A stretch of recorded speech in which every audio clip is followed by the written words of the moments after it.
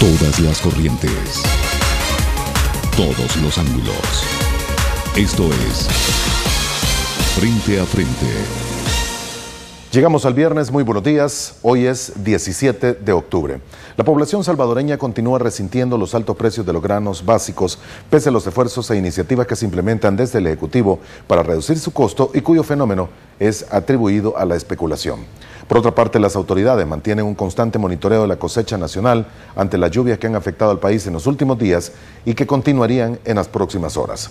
Estos son algunos de los temas que vamos a abordar en la primera parte de nuestra entrevista y para ello nos acompañan en el estudio el viceministro de Agricultura, Hugo Flores, y el director ejecutivo del CENTA, Alirio Edmundo Mendoza. Para el segundo segmento vamos a analizar el papel del gobierno ante el dengue y la chikungunya y hemos invitado al viceministro de Políticas de Salud, Eduardo Espinosa, y al médico epidemiólogo, Jorge Panameño. Interesantes temas en la próxima hora. Acompáñenos. Les saluda Moisés Urbina y esto es Frente a Frente. Hemos tenido ya un último reporte de los diferentes departamentos del país a través de los técnicos extensionistas de CENTA y a este día no se reportan daños significativos en ningún tipo de cultivo. De momento, este es el balance general que las autoridades hacen sobre el impacto que las lluvias de los últimos días han generado en la cosecha nacional.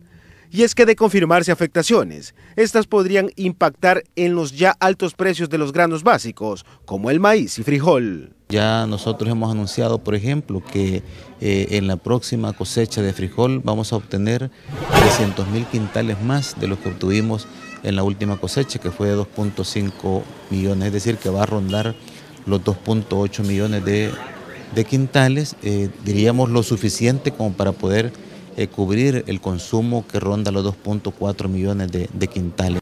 Desde el mes de julio anterior, el gobierno autorizó la importación de 9.000 toneladas métricas de frijol en un periodo que vence el próximo 31 de octubre. Pese a ello, la población continúa resintiendo el alto precio. Este no es un problema relacionado a la existencia, a los stocks en bodegas, sino que es un tema relacionado a la especulación y a la capacidad que tiene un pequeñísimo grupo de empresas de acordar precios para mantener alto el precio de frijol. Yo creo que todo induce a la idea que continúa el acaparamiento, ¿verdad? Y ojalá podamos tener resultados rápidos de la investigación que la Fiscalía está haciendo con las pruebas que se le presentaron, ¿verdad? De las 6 empresas y sobre todo de una en particular que es la que ha tenido como más incidencia en el tema de precios del país. Por otra parte, el Ministerio de Agricultura continúa apoyando a aquellas familias que resultaron afectadas con la sequía de a mediados de año. Para ello, invertiría cerca de $5 millones en entrega de semillas y asistencia técnica. El Plan de Agricultura Familiar contempla acciones como por ejemplo la ampliación de áreas de riego en el país como una alternativa ante esta situación de cambio climático, principalmente ante la situación de sequía, la promoción de la agricultura en ambiente controlado, es decir, multiplicar el uso de invernaderos para la producción de hortalizas, por ejemplo. Según datos oficiales, la sequía dejó la pérdida de 2.1 millones de quintales de maíz, que equivalen al 10.5% de la producción nacional. Sin embargo, el sector privado manejó cifras del 30% de la cosecha perdida.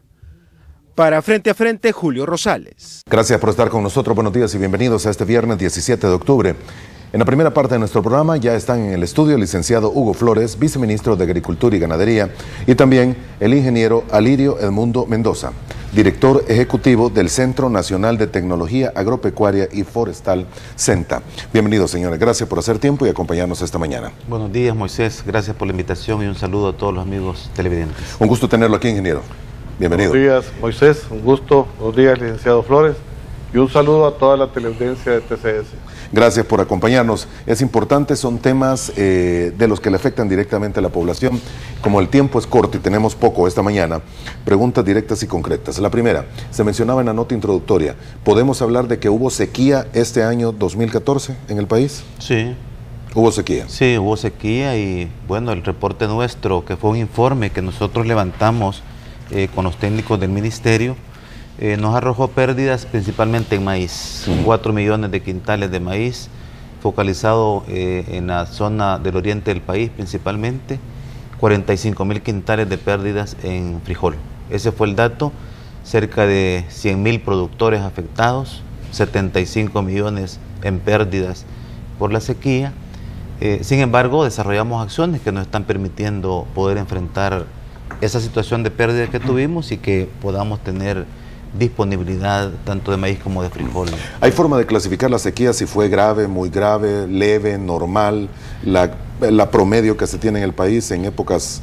Bueno, en el caso del oriente del país, según los datos históricos, fue una sequía, diríamos, grave en el sentido de la duración que tuvo y el impacto mismo que tuvo. Son fenómenos recurrentes que estamos teniendo en el país y que por ello el Ministerio está desarrollando toda una estrategia también de adaptación y mitigación al cambio climático, haciendo trabajo de investigación a través de SENTA, liberando variedades resistentes, por ejemplo, a altas temperaturas, y por supuesto desarrollando planes contingenciales como el que desarrollamos este año, que nos ha permitido, Moisés, una resiembra en postrera de maíz, que nos va a permitir recuperar 3.5 millones de quintales de maíz de los 4 millones que se perdieron.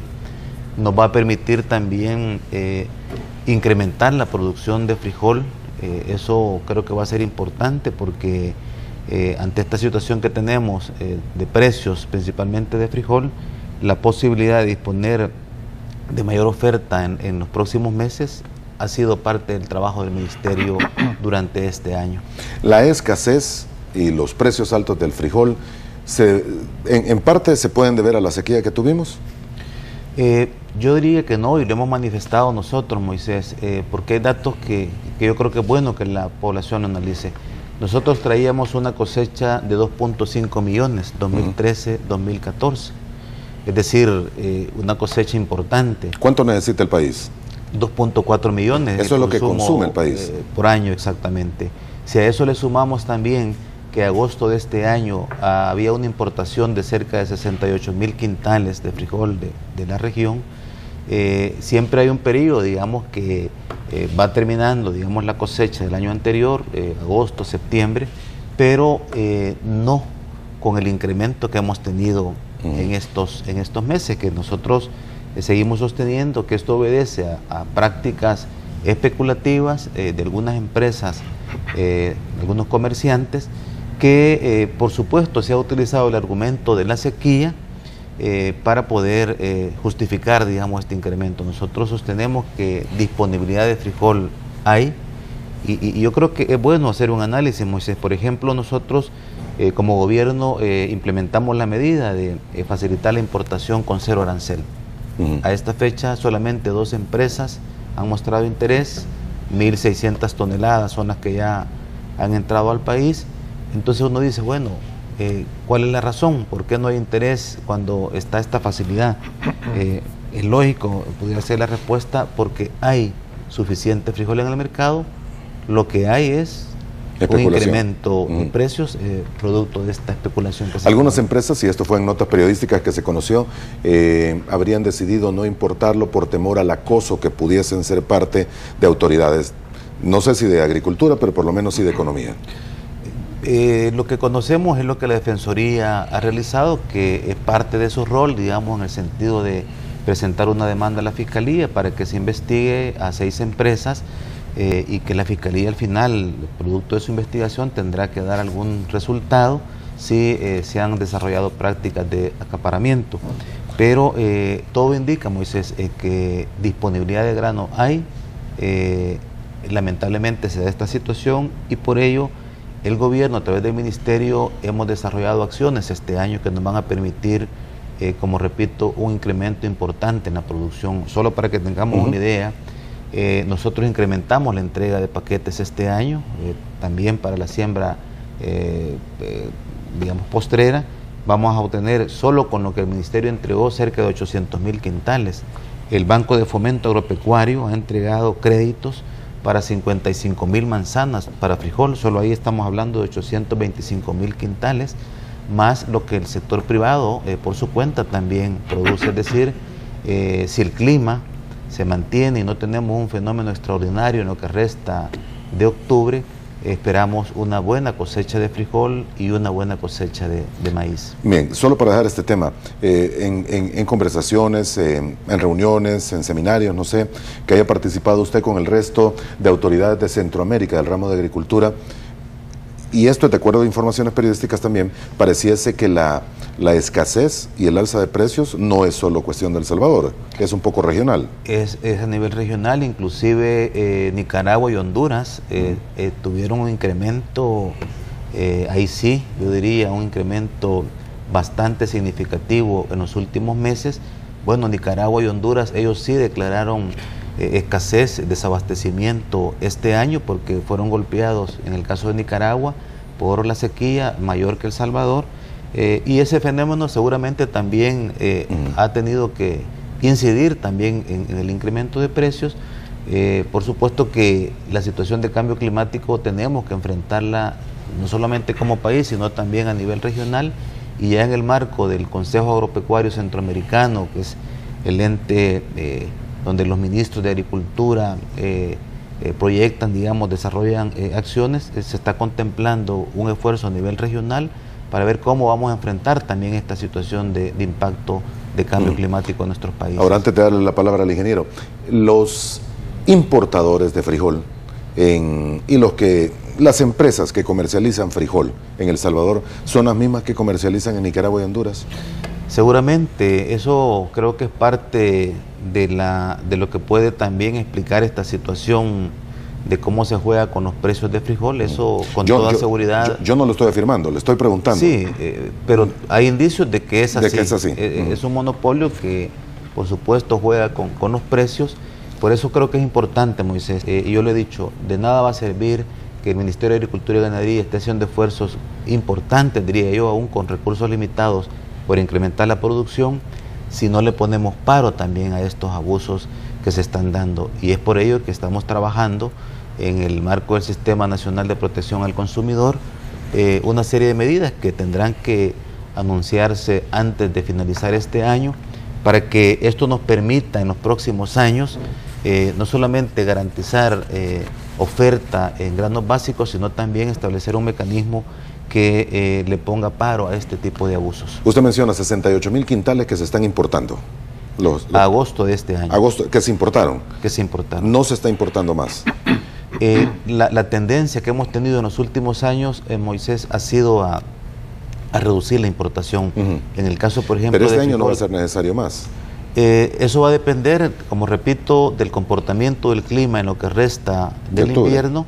Si eso es así y no hay un fenómeno extremo, nosotros tendríamos la capacidad de poder cubrir la demanda de frijol en este caso. Muy bien, y solo para dejar las cosas claras, hay mucha gente que dice, e incluso lo escuchábamos anoche en algunos comerciantes de frijol en el mercado de La Tiendona, si no me equivoco, que decían: la gente no quiere comprar del frijol que se ha importado porque existe la información que viene de África y que podría venir incluso con ébola. No, nosotros hemos sido muy responsables en esto, Moisés. Hay un protocolo que cumplir en este tema de las importaciones. El frijol que viene de Etiopía es sometido a un análisis de laboratorio en la Dirección de Sanidad Vegetal. Por cierto, esta semana se han autorizado ya 500 toneladas que ya fueron muestreadas, digamos, en laboratorio. No hay ningún problema. Esto también lo coordinamos estrechamente con el Ministerio de Salud, de modo que este producto no ponga en riesgo la salud de la población. Eso podemos asegurarlo y bueno, no es la primera vez que se importa también de Etiopía. Ya en los últimos años, tanto el sector privado, bueno, nosotros importamos hace 3 años, ante también la situación que tuvimos de pérdida de frijol de Etiopía, sin que hasta el momento haya un reporte de daños a la salud. Es muy similar el frijol, es parecido al nuestro. Es similar, pero acordémonos que ya por una cuestión cultural, digamos, la demanda que hay del frijol de seda, de frijol tinto, por supuesto que puede que eso dificulte en alguna medida, pero ya ha habido, digamos, importaciones y eso se ha estado desarrollando acá en los últimos años. Muy bien. ¿Las lluvias de los últimos días no han causado mayores problemas a las cosechas? No, con CENTA y el MAG estamos a diario monitoreando. Esperamos que, ojalá, como repito, que no vaya a haber una situación extraordinaria. No hay reporte de daños significativos, son pequeños daños, por ejemplo, en algunos distritos de riego, pequeños derrumbes, pero eso no, por lo menos en el caso de los cultivos de maíz, de frijol, no se reportan daños significativos. Si la situación se normaliza tal como se anunció por parte del Ministerio de Medio Ambiente, que ya la última quincena de octubre va de salida el invierno, nosotros esperaríamos, como repito, una buena cosecha tanto de maíz como de frijol. Muy bien, nos acompaña esta mañana también el ingeniero Alirio Edmundo Mendoza. Él es el director ejecutivo del CENTA. Qué gusto tenerlo acá, señor. Bienvenido. Muchas gracias, Moisés. Un gusto también estar acá.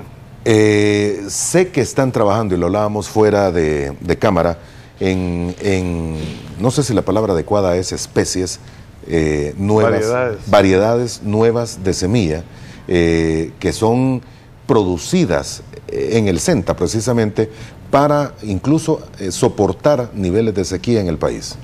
Sí, efectivamente, CENTA desde su creación, digamos, ha contribuido a través de la tecnología y la transferencia tecnológica con el desarrollo agropecuario del país. Y efectivamente en los últimos años, particularmente en los últimos 5 años, se han liberado 15 variedades de granos básicos. Dentro de eso se destacan 6 variedades de frijol, 5 de sorgo, dentro de los cuales hay sorgo para forraje y sorgo para consumo humano. También hay 3 variedades de maíz y una variedad de arroz. En el tema del frijol, por ejemplo, tenemos estas 6 variedades que muchas de ellas tienen alta resistencia a las temperaturas, a altas temperaturas. Eso le permite que pueda soportar, digamos, algunos niveles de sequía, y eso se ha demostrado, digamos, en las recientes cosechas. Igual en maíz, el enfoque que se tiene en la investigación es precisamente para afrontar el cambio climático, y son variedades que han dado un buen resultado, además de un alto rendimiento, y particularmente en algunos de los casos, en el caso del frijol, hay una variedad que se ha desarrollado con un alto contenido de zinc y hierro, y en el caso de maíz tenemos variedades con alto contenido de proteína también.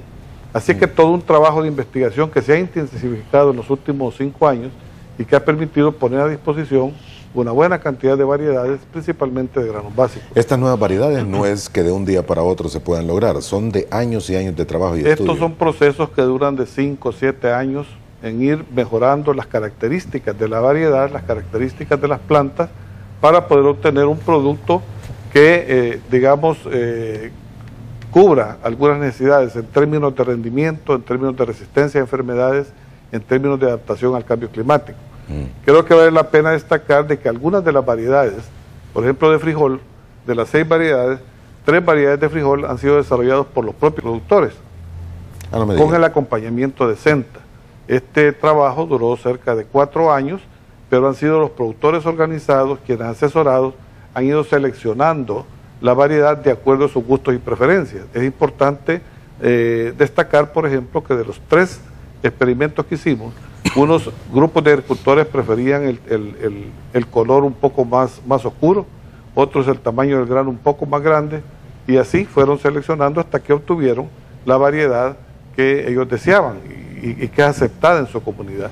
¿No son modificaciones genéticas las que se hacen? No, en absoluto. No son transgénicos ni nada. No son transgénicos ni nada. Ajá. Son procesos de mejoramiento donde se van seleccionando las mejores características, y esas plantas finalmente logran estabilizar las características, y esas son las que se ponen a disposición ya de los productores. En palabras sencillas y fáciles, es decir, ir sembrando, escogiendo la mejor semilla de cada siembra. Exactamente. Y no sé si mezclándola o ayudándolo con otro para tratar de lograr mejores semillas en las siguientes cosechas. Básicamente es ir haciendo ese proceso de selección en repetidas oportunidades, digamos, en repetidas cosechas, y así se va mejorando la calidad de la semilla. ¿Qué hace falta para que se le pudiese dar a nuestros agricultores esta semilla, no sé si a nivel general, sino por lo menos a nivel más grande del que se podría tener? No sé qué área es la que tienen ustedes ahorita cubierta que les están entregando, o si se puede comprar para siembra en el país. Básicamente la semilla original o la semilla básica que produce CENTA, que se le da a los productores para que a su vez produzcan semilla, son aproximadamente para unas 2.000 manzanas. Pero esto va dirigido específicamente a tratar de asegurar el abastecimiento para los paquetes agrícolas. En el caso del frijol, digamos, estoy hablando en el caso del frijol, porque igual sucede en maíz, pero en el caso del frijol, más o menos se destinan unos 2.000 quintales de semilla básica generada en el CENTA para que los productores de semilla, que son pequeños productores, organizaciones, generen la semilla que se distribuye en los paquetes agrícolas. Yo pienso de que eso se puede ampliar indudablemente y tenemos capacidad para hacerlo. Lo que pasa es que en este momento se ha focalizado en proveer tanto de asistencia técnica, porque toda la producción de semilla lleva un proceso, un protocolo que se respeta y que se va siguiendo para obtener la semilla de buena calidad. Indudablemente hay oportunidades de poder ampliarlo y estamos pensando que incluso se puede llegar a exportar esa semilla. Los niveles de calidad de la semilla, hay que decir que tenemos los mejores rendimientos en granos básicos de Centroamérica. ¿En serio? En serio, sí. ¿Del frijol? En todos los granos básicos. En todos los granos básicos. Maíz, frijol, sorgo. Decirle que, por ejemplo, la última variedad de arroz que se liberó, el Centa 11, tiene rendimientos que superan los 215 quintales por manzana. Eso significa que está ubicado entre los mejores rendimientos del mundo. Si nosotros vemos las estadísticas de rendimientos del mundo, andan ahí por los 10, 12 toneladas métricas por manzana, y El Salvador, esa variedad la tenemos a ese nivel. De tal manera que eso puede ser una ventaja competitiva para que podamos incluso exportar semillas. Y grupos de pequeños de productores que ya dominan la tecnología puedan hacer ese trabajo de exportación de esta semilla. ¿Requieren especial cuidado, especial técnica lograr esta semilla? Hay un protocolo, hay una tecnología particular que se desarrolla y ese acompañamiento lo da CENTA, y ese es uno de los requisitos que exige el Ministerio de Agricultura y Ganadería para comprarle esta semilla a los productores. Si no ha observado el protocolo, si no ha observado la tecnología, no califica para ser vendida al Ministerio de Agricultura y Ganadería. Muy bien, vamos a hacer la primera pausa, regresamos en un par de minutos.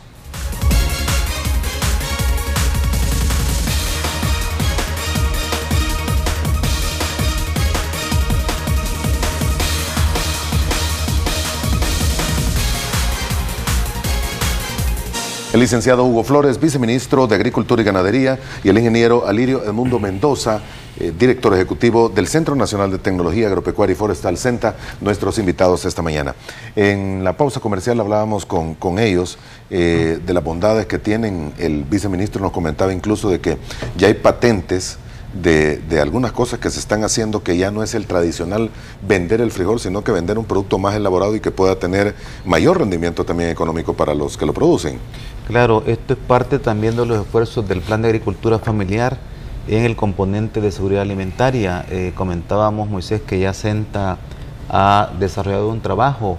Contamos ya con productos patentados, por ejemplo, nachos de frijol, que eso inclusive estamos en un esfuerzo con el Ministerio de Educación para que en el programa de alimentación escolar esto sea tomado en cuenta. Hay una bebida también biofortificada que para lo que es el programa de alimentación escolar será una opción importante, y ya en el marco de lo que es el Parque Tecnológico Agroindustrial, que es un esfuerzo que estamos desarrollando con el Viceministerio de Ciencia y Tecnología, ENA y CENTA, para agregarle valor a la producción.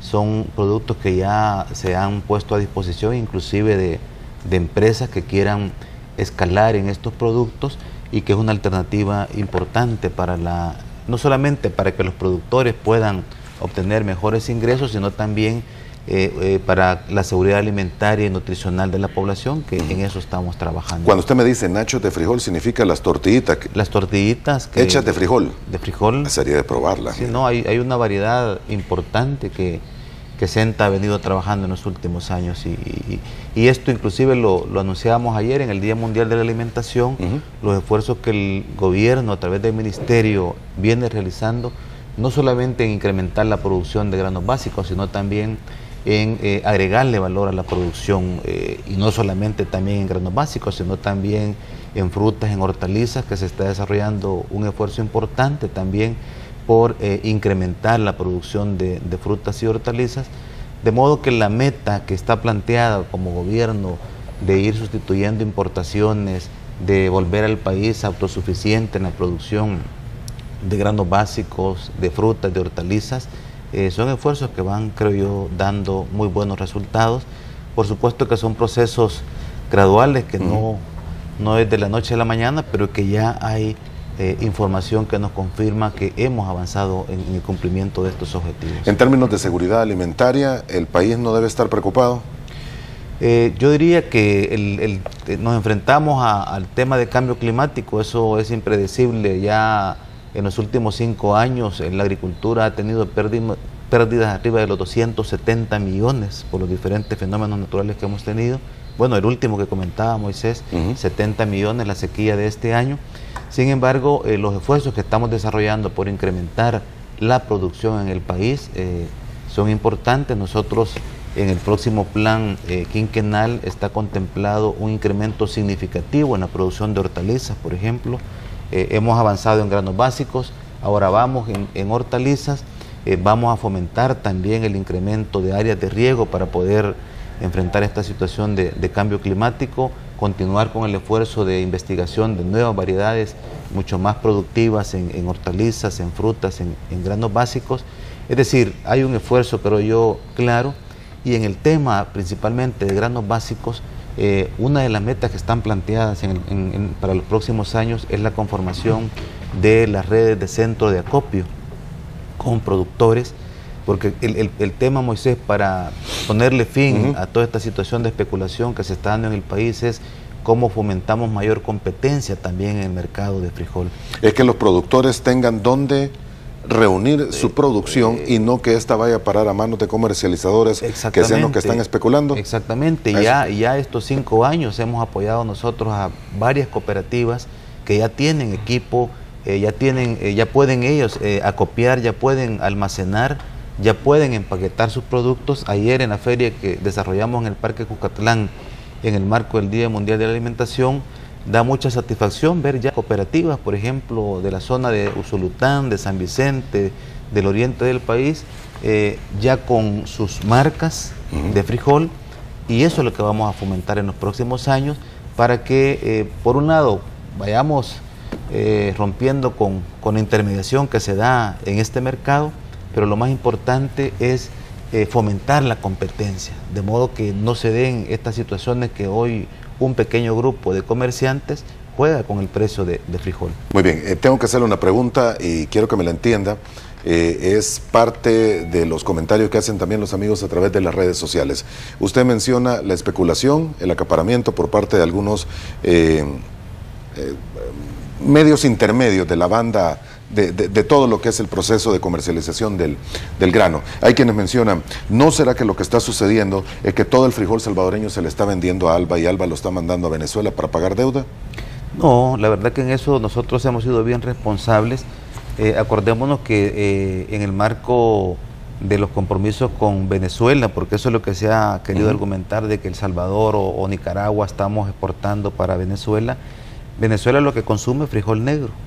Nosotros lo que consumimos es frijol rojo, sea el de seda. ¿Y no le gusta el rojo de nosotros? No, es similar a la situación que tenemos nosotros por cuestiones culturales. ¿A nosotros no nos gusta el negro? Sí, es poca, digamos, el consumo que hay de frijol negro. ¿No se habrá exportado frijol de El Salvador a Nicaragua o a Honduras, que han tenido también problemas de escasez? No, inclusive los datos últimos nuestros en cuanto a la exportación de frijol no pasa de 70.000 quintales en lo que va del año. Entonces, y son datos que tanto el Ministerio registra como el Banco Central de Reserva, de modo que eso no es cierto. O sea, la situación que se da en El Salvador en estos momentos de incremento de precios es, insistimos, producto de la especulación. Ahora, si no va para afuera y esa especulación, ¿dónde está? Le pregunto porque todas las autoridades, la DPC, el CDC, todo el mundo ha hablado, han investigado, economía ha hecho lo que ha tenido que hacer, pero nadie encuentra una bodega donde tenga que estar. Pues ese es lo que esperamos la Fiscalía pueda hacer a partir de la demanda que la Defensoría ha presentado, que pueda realizar las investigaciones y al final tener un informe si esa situación es así o qué es lo que está pasando en este tema de especulación. Bueno, el tiempo se me ha terminado, señores. Ingeniero, vamos a quedar pendiente con usted porque creo que es un tema fascinante el ver estas nuevas especies, estas nuevas variedades, como usted me lo mencionaba, nuevas variedades que pueden venir a solventar problemas como los que se han tenido normalmente en el país y que van a ser constantes, como usted lo mencionaba también, con el cambio climático en el que ya somos parte y no nos podemos hacer para atrás. Es un fenómeno que tenemos que empezar a enfrentar.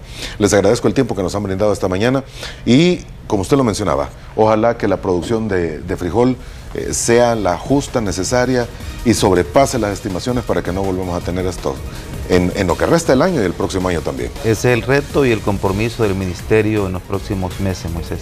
Bien, gracias por su tiempo. Ingeniero, muy agradecido. Una pausa y cuando volvamos estarán con nosotros el doctor Eduardo Espinosa, viceministro de Políticas de Salud del Ministerio de Salud, y el doctor Jorge Panameño, médico especialista en infectología. Ya regresamos.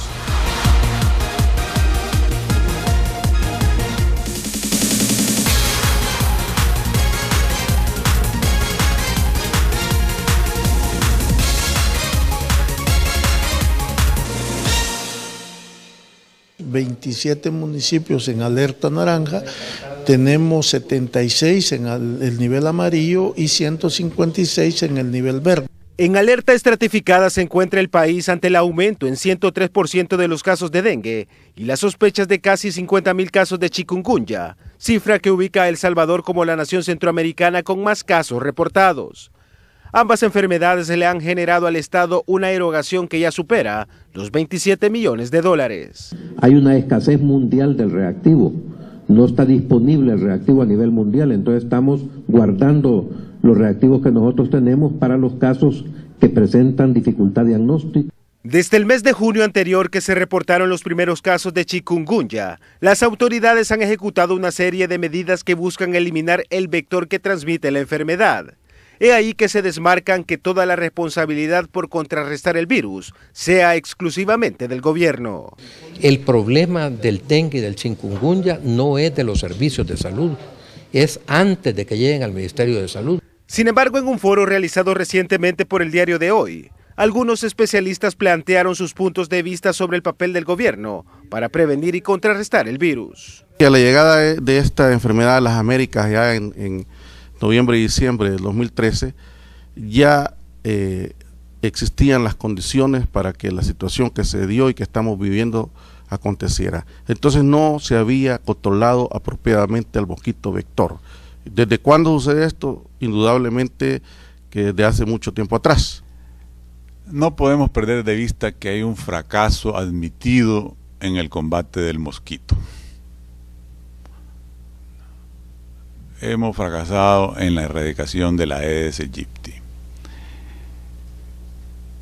Antes de que se confirmaran los casos de chikungunya en junio, este ya era uno de los peores años en registro para dengue en El Salvador.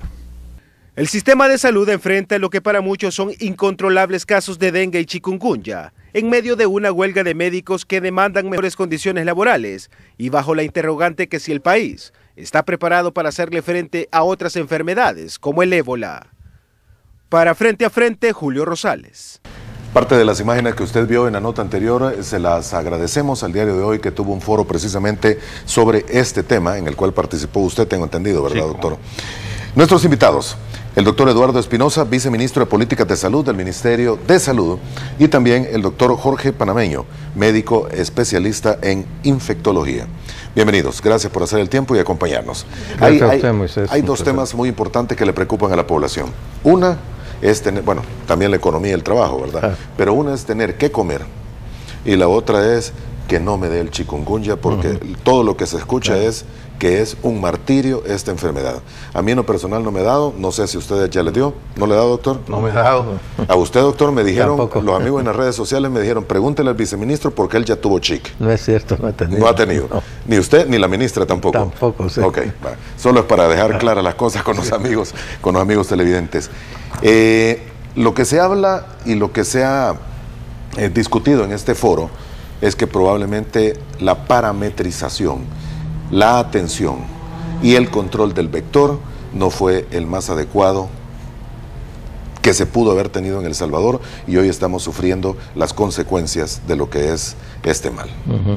Bueno, Moisés, aquí hay una cuestión que es necesario sentar para poder armar una discusión real sobre el tema. El punto, usted lo ha ubicado muy bien, es un problema de densidad del vector, de la población de zancudos. Es el punto fundamental. Tenemos alrededor de solo en el departamento de San Salvador, un 22% de índice larvario. Los promedios en general tienden a esconder las especificidades, porque hay zonas en San Salvador, como por ejemplo el área sur, el sector sur, San Jacinto y sus alrededores, donde puede haber un índice larvario desde el 50% o más incluido. Pero aún así, digamos, el índice definido para San Salvador, que aporta la mitad de los casos de chikungunya que se están presentando y una tercera parte de los casos de dengue que también se están presentando, es un índice que nos preocupa particularmente, ¿verdad? Y todo en general tiene que ver con esto, porque como se ha dicho en los programas previos, en el foro del diario de hoy, etcétera, el punto es realmente el vector. Se considera que hay un factor de seguridad para la población cuando el índice larvario oscila alrededor del 4%, es decir, 4 de cada 100 casas son únicamente en las que se encuentran criaderos de zancudos, 4 de cada 100 casas que se inspeccionan, pero con un índice larvario del 22% tenemos un 500% más de lo esperado, y obviamente en ese caso hay una diseminación sostenida de la enfermedad. Entonces el punto es la densidad del vector, y el punto es quién es responsable porque el vector esté alcanzando estos niveles, ¿verdad? Se trata de hacer responsable al Ministerio de Salud sobre esta cuestión, pero las cifras son, digamos, contundentes. Tiene usted 6 millones de personas. Si hace un cálculo somero de 5 personas por hogar, tenemos más de 1 millón de hogares en El Salvador.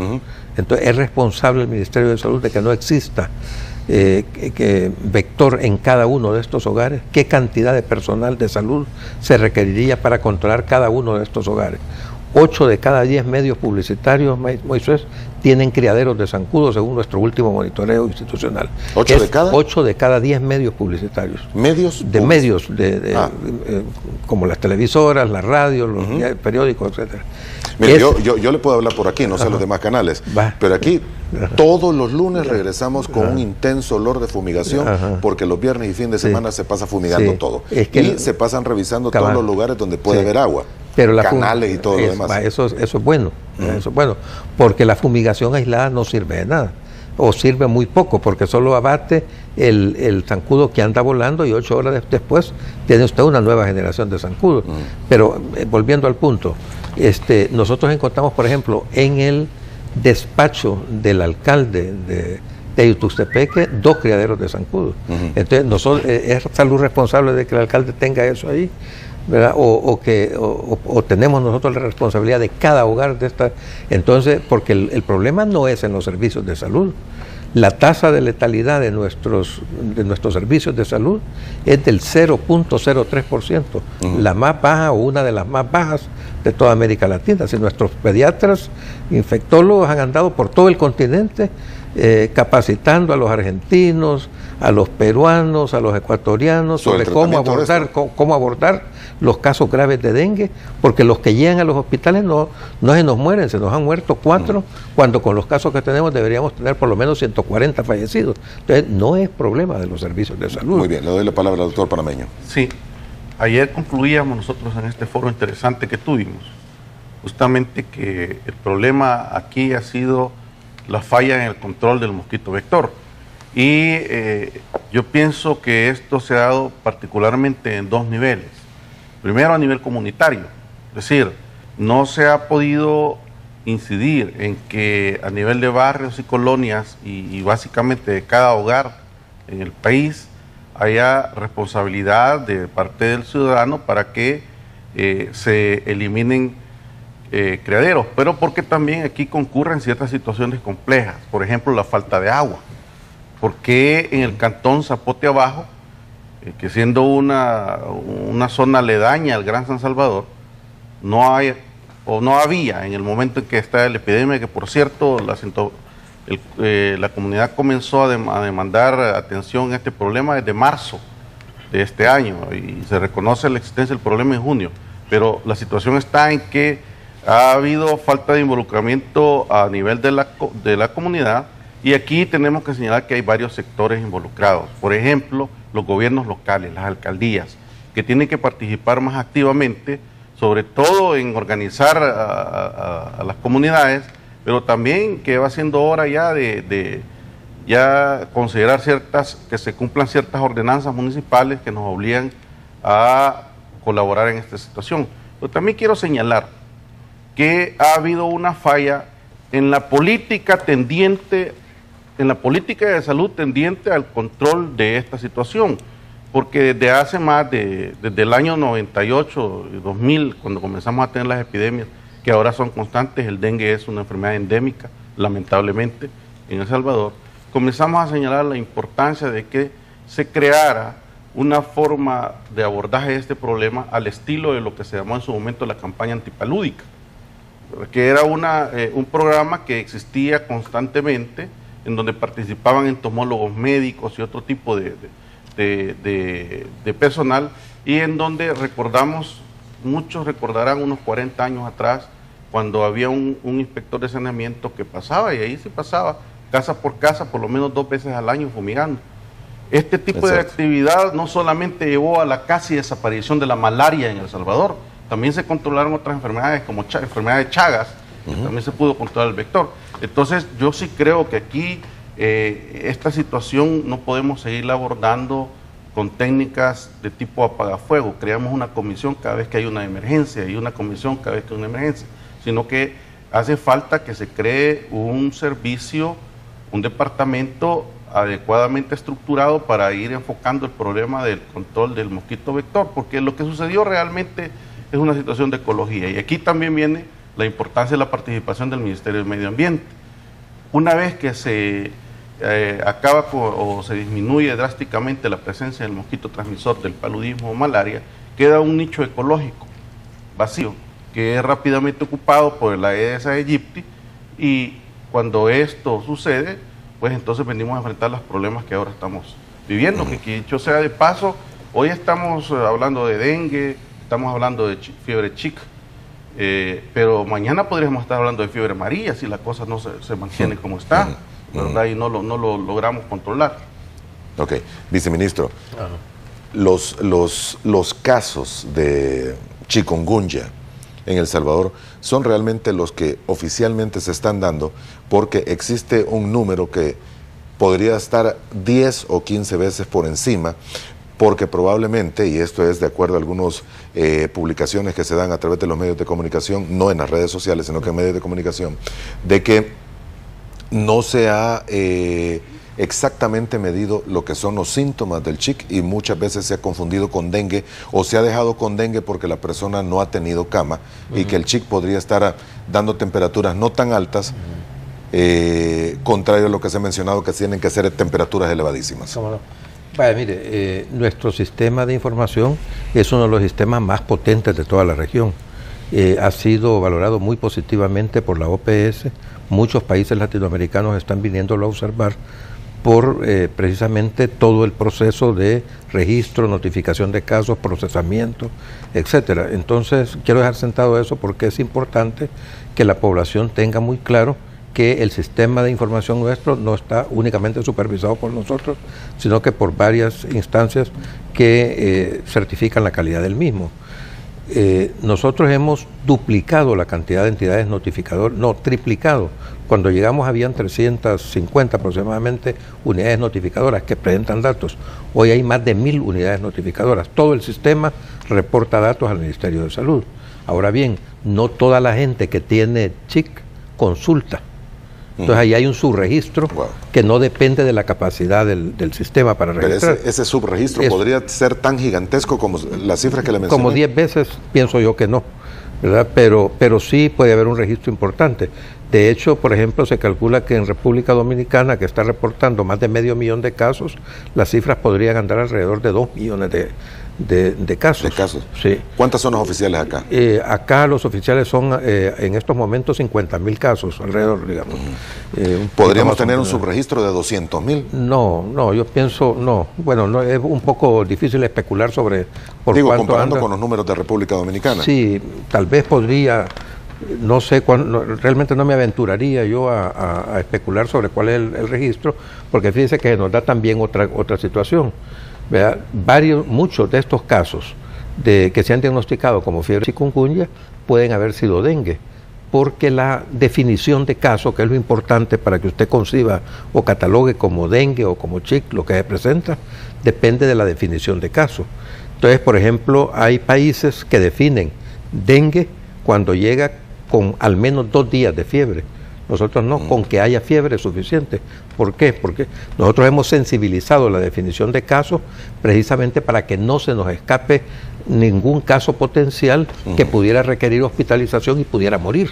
Entonces estamos tratando de evitar muertes en la población, ¿verdad? Y casos graves. Entonces eso amplía la definición de casos. Entonces tenemos más casos que lo que sucede en otros países. Y tenemos una cuestión, porque como tenemos la coexistencia de dengue y chick, cuando usted se da muy frecuente que el médico pone en el diagnóstico, al final hace su historia y todo, diagnóstico, sospecha de dengue, descartar fiebre chikungunya, o al revés, sospecha de fiebre chikungunya, descartar dengue. Entonces nos queda ahí diagnosticado doblemente. Registramos 2 casos a la vez. Sí, 2 casos cuando se trata de eso. La verdad es que con enfermedades virales de esta naturaleza, diferenciar entre esta influenza también, porque allá por el mes de junio todavía teníamos actividad de influenza. Claro, y hay una gran cantidad de enfermedades que pueden ser... que son iguales las primeras 24, 48 horas y que es imposible realmente determinar con certeza. Ahora, independientemente de eso, yo creo que el impacto sobre la población es claro y todo, así como si nosotros preguntamos aquí cuántos salvadoreños tienen familiares en los Estados Unidos, que les faltaban la mano, todo el mundo lo haría. Si ahora preguntamos a cuántos les ha dado en la familia o en su lugar de trabajo o de estudio fiebre chick, todo levanta la mano. O sea, es una situación compleja. Yo sí creo que el Ministerio de Salud Pública está haciendo un buen trabajo en el registro de casos y que todos sabemos que existe un subregistro marcado, porque, como decía el viceministro, hay situaciones en las que o no consultan al sistema privado, donde todavía no hay manera de notificar, pues porque la mayor parte de veces y la mayor parte de casos, ya que se trata de una enfermedad de baja letalidad, no van a ser formas graves y no van a requerir hospitalización. Déjeme preguntarle, usted que es infectólogo,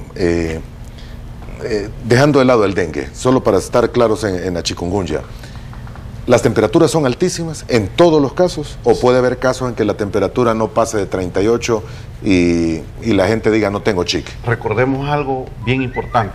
Esta es una enfermedad nueva, en donde es interesante la pregunta porque hemos estado asistiendo a tal cantidad de casos donde hemos visto algunos comportamientos diferentes. La mayoría de casos, yo diría que arriba del 90%, van a presentar fiebre súbita, intensa, junto con otras molestias, pero hay un número de casos, unos que no hacen fiebre, otros que no presentan el exantema característico. ¿No hacen fiebre? Sí, que no presentan fiebre, otros que no presentan o lo presentan muy poco y de corta duración, y hay otro número de casos que ni siquiera hacen las erupciones cutáneas, que son las características, porque la enfermedad va a definirse por 3 criterios que básicamente son patognomónicos, definen la enfermedad: fiebre de inicio súbito, un exantema que en medicina se conoce como maculopapular, que es decir, hay manchas y ronchas, a diferencia del dengue, en donde solo tenemos manchas, y en tercer lugar, el compromiso característico de las articulaciones.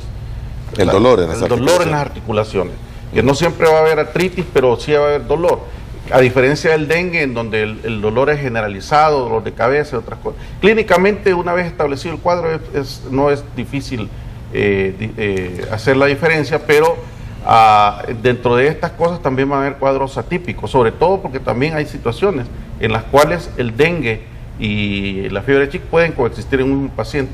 Yo había un caso en una familia, que en la misma familia, en un núcleo de 4 personas, había un caso de dengue y un caso de chick en la misma casa. Wow. Ajá. ¿Verdad? Entonces, este tipo de circunstancias son las que requieren estarnos capacitando. Doctor, ¿a alguien que ya le dio chick le puede volver a dar? No bajo el conocimiento actual, y esto es bien importante porque sabemos que alguien que padece la infección desarrolla inmunidad protectora. Lo que sí es importante y muchas veces se confunde con una reinfección es que puede reactivarse el cuadro artrítico de la enfermedad, y este es el problema de esta enfermedad. Resulta que la enfermedad atraviesa por 3 periodos y no tiene ninguna intervención médica. Puede pasar por la fase aguda, subaguda y crónica. Entonces el cuadro de compromiso articular puede reactivarse semanas después con gran intensidad, y algunas veces acompañadas incluso del mismo exantema, del rash, y algunas personas entonces dicen, mire, me volvió a dar la enfermedad. Lo que realmente ha sucedido es que se reactivó el cuadro artrítico. El dolor de las articulaciones. Sí, que puede suceder y puede quedarse por meses o años, e incluso llegar a provocar artritis verdaderamente incapacitantes. Después, y antes de ir a la pausa, después de que le ha dado a alguien la fiebre chic y ya se ha curado, o bueno, ya le ha pasado las temperaturas y todo el cuadro clínico que usted menciona, esta persona siempre es portador del virus como para que un zancudo lo pique y vaya a infestar a otro más? No. Se considera que una vez pasa el periodo febril, ya no hay circulación en la sangre del virus y no hay manera de transmitirlo. ¿A alguien que ya le dio chic le puede dar dengue después? Sí. Claro que sí, son dos enfermedades diferentes. Qué terrible estamos. Y viceversa, ¿verdad? Y viceversa. Y le puede dar 4 dengues también. Cuatro cepas diferentes. Ahí se ha descrito ya una quinta variedad, una quinta cepa de dengue. Las selvas de Malasia, sí. Pero no aquí en el país. No. Así como somos de suertudos, pronto va a llegar. No, solo falta caer un meteorito. No. Doctor, por favor. Ya regresamos, una pausa.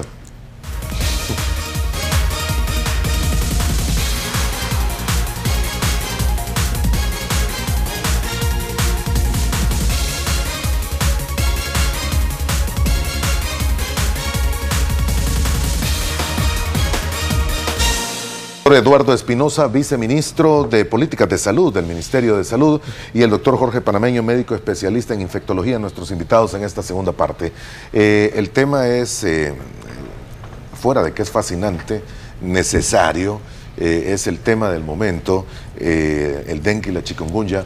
También tengo que preguntarles de lo que es aquel, en algunos casos, morbo y en algunos otros una realidad de la preocupación que existe que en determinado momento el ébola pueda llegar al país. Se lo pregunto porque la última información que tenemos es que ha venido un policía y que está en cuarentena, lo tienen en cuarentena, ¿es así? Es correcto, sí.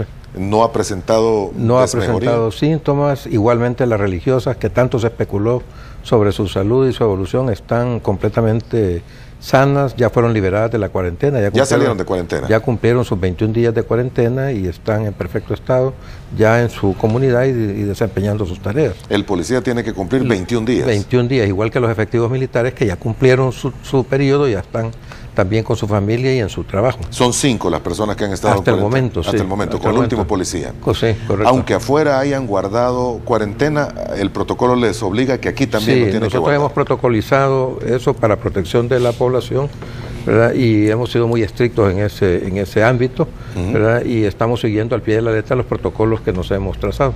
Ahora, doctor, se menciona que hay 5 policías más que estarían en África. Mire, tenemos nada más conocimiento hasta el momento de uno más, porque hemos hablado muy de cerca con el ministro de Seguridad, con el ministro de Defensa y con en general las gentes que tienen misiones en el exterior, sobre que nos comuniquen con tiempo suficiente para prepararnos para la recepción y la activación del protocolo de recepción y la conducción hacia los lugares donde se va a guardar la cuarentena. Al momento no tenemos reporte de más efectivos que estén prontos a venir. Solamente un efectivo de la PNC más que esperamos, que tenía sus 21 días, pero como de todos modos le dijimos que iba a tener que guardar la cuarentena acá, entonces decidió pasar 10 días en otro país y luego vendrá acá. Lo mandaron a otro país. No, él decidió. Es decisión personal, sí. ¿A qué país fue? No vaya a ser que allá tenga el caso. En todo caso vamos a rastrear, ¿verdad? Es decir, y es una de las cuestiones que hemos hecho, por ejemplo, con esto del ébola. Un poco irresponsable también de esta persona, si viene de África. Sí, pero no me voy a ir al país, pero me voy a ir a... Sí, yo creo que no va a venir, ¿verdad? Porque imagínese usted... Ya sabe que le tocan 21 días. Ya sabe que le tocan 21 días, entonces va a pasar un tiempo muy corto con su familia para el costo de lo que significa las vacaciones acá. Entonces le dijimos nosotros mejor que ese, ¿verdad? Pero es un elemento ahí que hay que tomar en consideración. No, pero no está en Texas, en Dallas. No iba en el mismo avión que él. Sí. Bueno, antes de concluir, doctor, ¿usted cree que está preparado El Salvador para enfrentar el ébola? Fíjese que qué interesante. Anoche, justo este tema lo hemos venido discutiendo y el lunes teníamos un programa de estos. Entonces se nos decía que todavía no habían ciertas normativas. anoche revisando, ya en la página web oficial del Ministerio de Salud aparece, digamos, un plan de ruta sobre qué cosas se piensa hacer. Mire, ningún sistema de salud, y esto ha sido plenamente demostrado con la falla, porque no se puede llamar de otra manera, de las circunstancias que han dado en Madrid y en Dallas, en donde la segunda enfermera que se infectó en la atención del paciente liberiano está siendo trasladada ya a un centro especial. Yo creo que el país en este momento todavía no está preparado, pero que contamos con tiempo para hacerlo. Y quisiera hacerle un llamado al viceministro. Yo revisé ese plan. El Hospital Saldaña, que ha sido elegido para llevar a los pacientes, no reúne los criterios para poder contener apropiadamente una situación de estas. Y por otro lado, el equipo que sale ahí, que describen en donde se capacita, pueden ustedes revisar en la página 46, 47 de esto que aparece, no es el apropiado, que es justo el que se utilizó en Dallas y el que trajo problemas para que estamos ahora viviendo. Entonces, sería conveniente que este tipo de medidas fuera apropiadamente socializado. Me parece que no están tomando en consideración opiniones de la sociedad civil y que hay personas que estarían abiertas a colaborar con el Estado en estos, sobre todo pensando en que hay que llevar tranquilidad a la población, porque esto es bien importante. Ayer me hacían una pregunta de un medio sobre que si uno de los pacientes en cuarentena ya había desarrollado síntomas. Miren, hay que tener cuidado de caer en pánico y caer en situaciones que a nada van a llevar y a nada conducen. Si bien es cierto que la enfermedad puede llegar a El Salvador, apropiadamente manejado aquí y en cualquier otro lado se puede contener. Es controlable.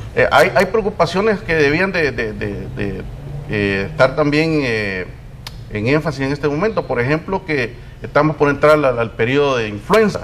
Y va a haber mayor diseminación de influenza que de eso, y hay que estar viendo programas de vacunación y otras cosas, en donde eso es quizás un poco más riesgoso que esta otra enfermedad, pero la población debe saber que si alguna vez llegara eso y se sucediera un caso aquí, si se maneja apropiadamente, no va a haber paso a la comunidad, ¿verdad? Muy bien, doctor, para terminar. Sí, una cuestión muy importante, Moisés, es que la población debe tener confianza en los preparativos que se están haciendo y en lo que se está asimilando. Mire, los trajes que nosotros tenemos, yo he visto cualquier cantidad de mentiras en las redes sociales, que hemos comprado trajes de pintor, que no, cualquier cantidad de cosas encuentra usted ahí, ¿verdad? Ahora, los que sí vimos oficialmente, que ustedes presentaron, tenían espacios donde la cara, pedazos de la cara estaban descubiertos. Sí, pero es que, es correcto. Yo no sé si así debe ser o no debe ser. Se cubre. Sí, vaya, los trajes que nosotros tenemos, digamos, para ser utilizados,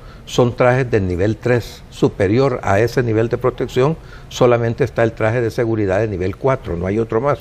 El de nivel 4 tiene su propia fuente de oxígeno, es completamente hermético y se utiliza cuando no se conoce cuál es el agente causal, ni su mecanismo de transmisión, o cuando el agente causal puede estar en el ambiente, en la atmósfera, y entonces se necesita. Entonces esos trajes incluso tienen presión positiva para que en caso de una perforación haya presión hacia afuera. Entonces los que tenemos son de nivel 3, que son los que la OMS ha especificado como el estándar a seguir para esta enfermedad. La gente que ha estado trabajando con los casos de ébola en África es la que tiene, son los casos que la mascarilla cumple el estándar N95, que no deja pasar el virus, que está diseñada para eso. El visor también, ¿verdad? Entonces, la gente debe tener plena confianza y seguridad que lo que estamos utilizando es lo que la comunidad científica ha definido que debe utilizarse. Y no hacer eco ni escuchar tampoco todos los chambres y cosas que se claro, oyen ahí se va a de la vida social, sobre todo como usted decía. Y para tranquilidad del doctor, el Hospital Saldaña no es el hospital designado. Pero ahí dice. Sí, originalmente se pensó en eso y seguramente se escapó, pero no es el Hospital Saldaña el hospital designado. Y el traje que aparece ahí no es el nivel 3 tampoco. ¿Cómo no? El que estamos utilizando. No, el que aparece en los diseños del documento que ha publicado. Bueno, sí, lo que pasa es que esos son manuscritos que nos trasladó OPS, que fueron los que inicialmente se habían diseñado para eso, pero los trajes que tenemos... Sí, son los que se vieron son los nivel 3 que... Es correcto, entonces...